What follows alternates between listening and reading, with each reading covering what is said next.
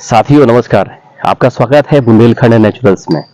साथियों, जैसा कि मैं आपसे हमेशा कहता रहता हूँ कि आप प्राकृतिक खेती करें, नेचुरल खेती करें, ऑर्गेनिक फार्मिंग करें और ऐसा खेत में आप व्यवस्थित एक माइक्रो क्लाइमेट विकसित करें कि आपको आपके खेत से ही प्राकृतिक तरीके से आपके खाने के लिए सब्जियां, आपके दैनिक आवश्यकता के लिए दाल, चावल, तिलहन, मसाले इत्यादि सारे आपके खेत से ही निकलने चाहिए, जो आप अपने परिवार को खिलाकर उन्हें स्वस्थ रखें, हेल्दी रखें। क्योंकि ये केमिकल फ्री, रसायन फ्री भोजन होगा जो आपको हेल्दी रखने में बहुत ही अहम भूमिका निभाएगा।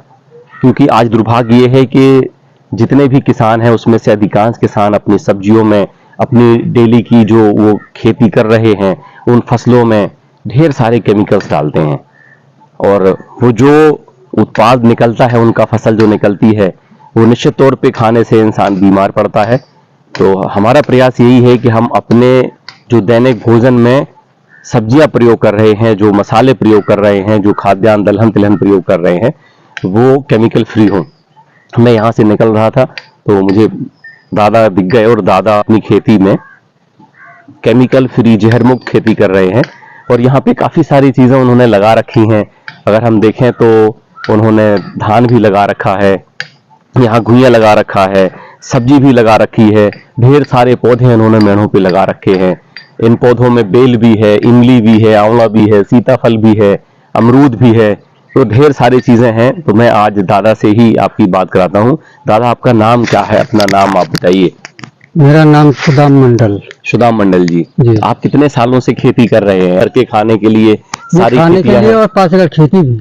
अच्छा, इसके अलावा भी 5 एकड़ खेती है, वहाँ भी आप करते हैं? हाँ, धान, आपका वो सरसों, चना। जी जी जी।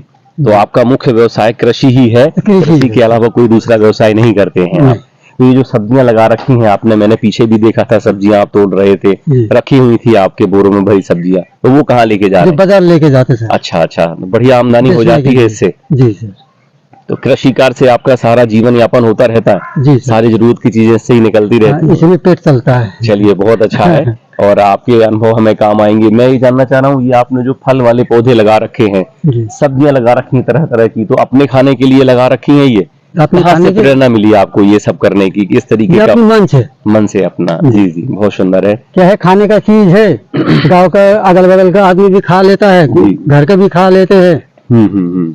देखिए, ये है हमारे किसान दादा जो है सुदाम मंडल जी, और इतना अच्छी बात कर रहे हैं। हमें भी इनसे प्रेरणा लेनी चाहिए कि हम किसान ऐसी खेती करें जो जहर मुक्त हो, केमिकल फ्री हो, अपने घर में उगाएं, अपने आसपास जो बाड़ी पड़ी हो। मैं आपको दिखाऊंगा कि ये बाड़ी इनकी पड़ी हुई है, उस पर ये खेती कर रहे हैं और ये खुद भी खाते हैं और लोगों को भी यहाँ इनकी खेत पे जो आता है उनको फ्री में ही ये सब्जियां उपलब्ध कराते हैं। हालांकि ये पास में एक मार्केट भी है, वहां आप ले जा करके ये विक्रय भी करते हैं।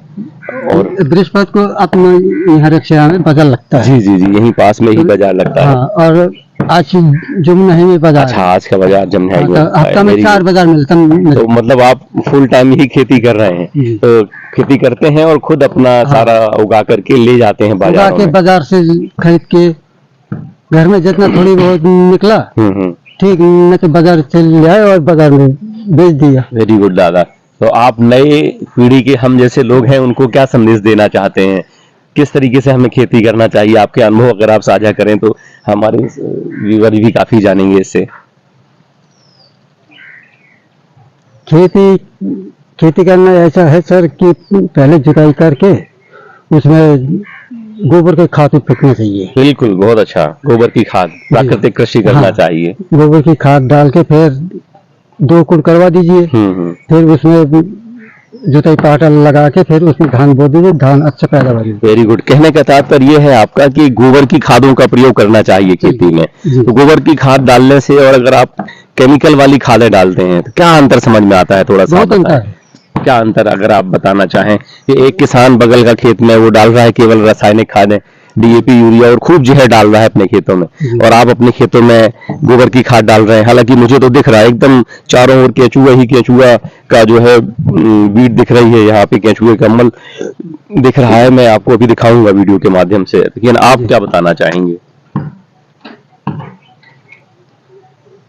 क्या जैसे कोई बताएंगे? किसान केमिकल डालता है और आप गोबर की खाद डालते हैं, नहीं तो क्या अंतर आता है इसमें? गोबर के खाद और केमिकल में बहुत अंतर है। जी जी उससे जमीन भी खराब हो जाता है। जी जी जी जी। और गोबर के खाद में एक बार आप डालिए तो 3 फसल पैदावार ले लीजिए 3 साल। अच्छा, बहुत अच्छा। यानी कि गोबर की खाद बहुत ताकतवर होती है। ताकतदार तो ये दादा थे हमारे सुदाम मंडल जी, इन्होंने अपने अनुभव बताए कि हम केमिकल फार्मिंग हमारे पड़ोसी करते हैं, लेकिन हम गोबर की खाद डाल के ही करते हैं। तो आपसे भी निवेदन है कि दादा के अनुभवों के साथ आप बढ़िए आगे और आप कृषि कार्य करिए। और मैं आपको अभी दिखा रहा हूँ इसके बाद दादा का खेत का क्या स्थिति है। ये आप देख रहे हैं हमारे साथ में दादा जो है, ये सुबह धूप में ही, काफी धूप है और ये लगभग 1 बजे का समय है। 1 बजे ये अपने धान के खेतों में निदाई कर रहे हैं, धूप की परवाह किए बगैर। बहुत जबरदस्त धूप है, मुझे भी पसीना आ रहा है धूप में। और दादा भी हमारे साथ लगे हुए हैं, मैंने देखा इनको बाहर से, ये इसी तरीके से निदाई कर रहे थे। बहुत ही परिश्रमी व्यक्ति हैं, हम युवा साथियों को इनसे सीख लेनी चाहिए। मैं आपको दिखाना चाहूंगा, दादा का ये खेत है, इस खेत में केंचुए का मल त्याग खूब पड़ा हुआ है, आप देख सकते हैं। बहुत जबरदस्त केंचुए इनके खेत में हैं, क्योंकि केंचुए रात्रि में जो है अपना बाहर रहते हैं, मल त्याग के लिए बाहर आते हैं और फिर वापस अपने काम में जुड़ जाते हैं। 24 घंटे ये काम करते रहते हैं। तो आप देख पा रहे हैं बहुत जबरदस्त केंचुए का मल त्याग है। इसका मतलब है कि जो दादा ने गोबर की खादों का प्रयोग किया है अपने खेतों में, उसका रिजल्ट आपके सामने है। ये घुइयां लगी हुई हैं इस खेत में दादा की, इसके साथ में उन्होंने भिंडी लगा रखी है। ये पौधे हैं जैसे मैंने आपको बताया था, ये दादा का बड़ा सुंदर सा मिट्टी का घर बना हुआ है। यहाँ पे इनका ये इमली का पौधा लगा हुआ है। यहाँ पे मैं दिखाना चाहूंगा आपको, ये बेल का पौधा लगा हुआ है दादा का, ये साथ में आंवले का पौधा लगा हुआ है। तो इन्होंने चारों ओर खजूर का पौधा भी आप देख सकते हैं मेड़ के ऊपर लगा हुआ है। तो ढेर सारे पौधे, अमरूद हो, खजूर हो, इमली हो, इन्होंने लगा रखे हैं। और ये यहाँ पे इनका रहने का आवास बना हुआ है। इनका मुख्य व्यवसाय ही यही है दादा का। तो ये खेती कर रहे हैं इस तरीके से। यहाँ पे यदि हम देखें, ये इमली का पौधा है, काफी बड़ा पौधा है। दादा ने बताया कि इससे लगभग 5 क्विंटल के करीब इमली निकल जाती है सीजन में। ये यहाँ पे इनका कुआं बना हुआ है, जिसके माध्यम से ये कुएं में खेती करते हैं, पानी यहाँ से लेते हैं कुएं से।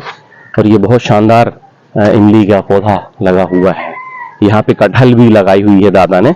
तो काफी सारी चीजें इन्होंने समेकित रूप से कर रखी हैं। पशु में उनके पास गाय है, तो अभी दादा ने बताया कि गाय हमारी जंगल चली गई है चरने के लिए, और ये इसी तरीके से खेती करते रहते हैं। तो मैं आपको हमेशा बताता रहता हूं कि हमें समेकित कृषि करना है, ऐसी कृषि करना है जिसमें हमारे खेत से ही हमारे खाने के लिए सारी चीजें हमको मिले, कहीं हमें बाहर ना भटकना पड़े इन चीजों के लिए।